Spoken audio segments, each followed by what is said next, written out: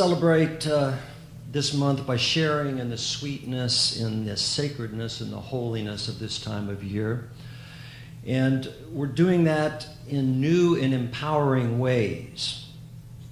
And our December to Remember topic for today is your Christmas Club account. We're here to look at the idea that we can absolutely have a spiritual savings account. We are calling it our spiritual bank account because we believe that there are real spiritual forces that we can draw on and deposit in our own minds, and which can be used in any emergency, in any stress, or any strain of life. The key to that working is what?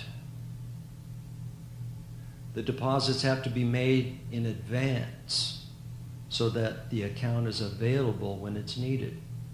What I'm going to say that's really important is that our teachings do not guarantee that we won't ever have any challenges. Our teachings show us how to take a higher view of life. The first one is a realization that God is the only power. God is power. Not simply God has power, but God is power. In other words, all the power there is to do anything is God. A realization of the presence of God is the most powerful healing agency known to the mind of man. Truth. The second spiritual deposit that we can make is God is in and as us all. God is in me. God is in you. Hazrat Inayat Khan, he was the founder of the Sufi order in the West, he wrote that the solution to the problem of the day is the awakening of the consciousness of humanity to the divinity within. So the solution to the problem of the day is the awakening to the consciousness of humanity to the divinity that is within each one of us. And after a school shooting that occurred some time ago, I was powerfully moved by the words of one of our colleagues in religious science.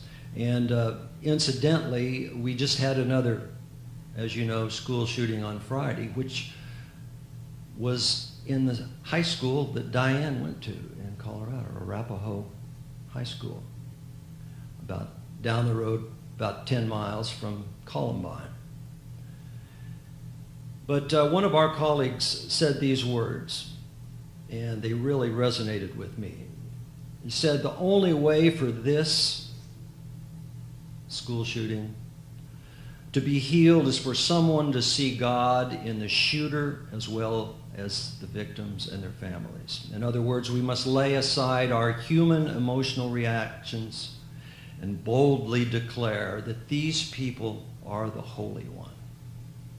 No one has died, for life is truly everlasting. No one is without love. Every person is a child of God, whether they know it or not.